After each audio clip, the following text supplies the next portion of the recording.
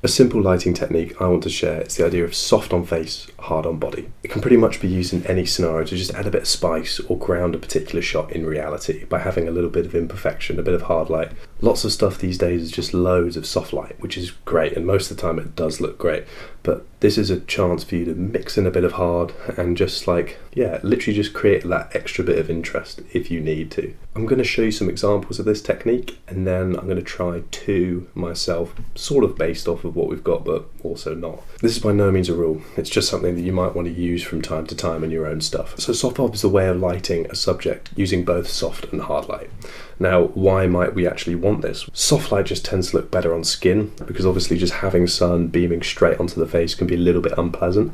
So softening it off just for the face using some sort of motivation like a tree canopy or potentially some sort of building or awning to sort of break up the light is usually a good way of doing it as well, which is obviously partly location, but even if you've got it in location but the sun's still coming in, you can use that location as motivation to sort of cut the hard light off of the face and get some soft coming in. Rather than lighting the subject fully soft, which can look a bit artificial or commercial, and instead of just lighting it fully hard, which might look a little bit too rough and raw. It's that middle ground, So recently I watched this series called Outer Range on Amazon Prime, and I decided to pull some stills from here to show you guys this technique, but you can pull up literally anything ever, and I'm pretty sure you can find a really good example of what I'm talking about. So you can see this example here in Outer Range. There's this lovely big hotspot beneath the chin of Royal, and they've got windows in the property, and obviously the light's coming in, and they've either blocked him specifically so that he hits that spot at the right angle, but they've also probably set the lamp, maybe even put a small diffusion in, just so all of this stuff here on his face is actually softened off just for this shot. And you can see it's pretty cool. Like, without this, if it was just hard sun, it might be a bit too aggressive. It could be cool still, because you'd get obviously his sort of shadow on the wall and lots of hard back here. But that might be a bit too rough and raw, like we said. But if it was fully soft and this stuff was all dark here, you can imagine what that would look like. He'd sort of blend into the background, and there wouldn't be anything in the image that would really sort of pop. Next up is cars. Cars are a great opportunity, like I said, with sort of awning and other location variants that sort of create that motivation for you. Cars obviously have a roof that blocks the sun, and you can see here this hard sun coming in. They've timed this perfectly because the bounce off of the jacket here is coming up and sort of helping get some level on the face, which is quite natural. But yeah, cars are a great opportunity as well to mix soft and hard, because of that sort of motivation for the awning and stuff. It does give you a little bit less control, because it is the proximity between what you're trying to light and actually like the physical blocking of the car is very close. But this is another natural example of where an opportunity will crop up for you to use this technique and motivate it sort of naturally. As for this here, it is sort of important, I think, to look for imperfections and things that you can add to images like this, because say, now if you're shooting a car on a volume or a soundstage, you need to be able to pick up on what does outside exterior light actually feel like, and having stuff like hard sunlight, moving lights and reflections, say sunlight bouncing off cars that the car is driving through, all of those sort of things you need to be thinking about when obviously shooting interior. So this technique can obviously help ground stuff in reality too. And lastly, one of the techniques here that we're going to look at is using the open bottom of a lampshade as motivation for the hard. So you can see here in Outer Range, we've obviously got this lamp off to the right here, and just at the bottom of this shade is sort of coming out, I don't know, maybe about there. You can see it's hotter here and softer up here, and that's basically where the light from the bottom is spilling out straight direct onto here. Whereas soft light is coming straight from the shade over to him.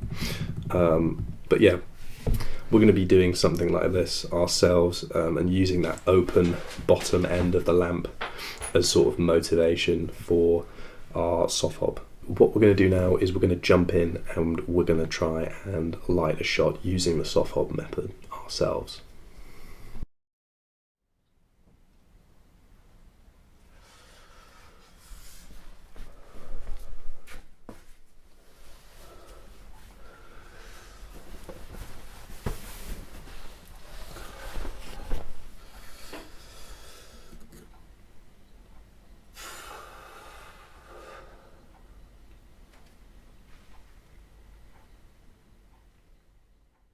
As you can see, it's not even really a great shot, but just adding that extra layer can just create another thing in the frame. Like, even just with like a white background, it's just me against a window, you know, just adding that extra little bit in can help break something, make something interesting. So it's a really useful tool.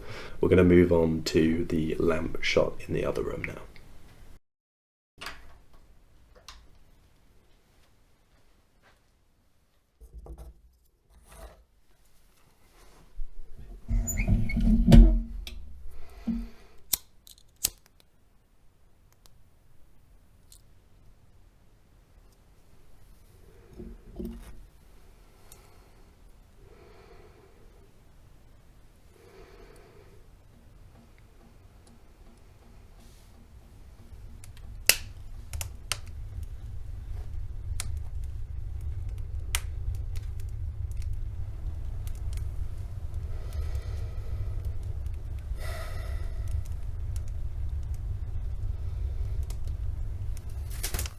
So as you can see, it's a pretty subtle effect and can really work to improve your daytime exteriors where you might be pushed into a bit of a corner.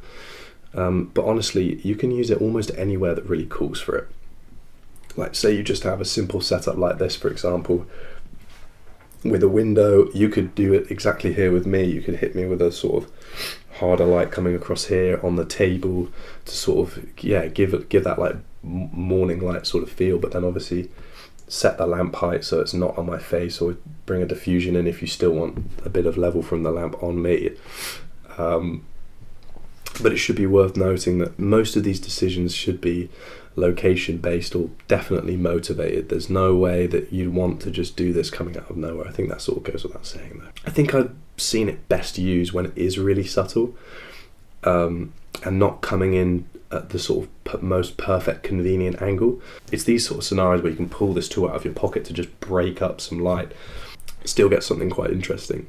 It's really tempting to just soften everything in frame, but I think some of my favourite shots contain this blend of hard and soft, and it is so subtle that you just don't notice it. If I want to be able to achieve those sorts of shots, then I need to be putting small details like this in all over the place. That's all I've got to cover in this episode, so if you did enjoy, please like and comment something, comment a scene or a shot where you've seen this particular technique used, and I'll take a look. I'm always interested to see shots and see what are some of you guys' favourite stuff out there. So yeah, let me know.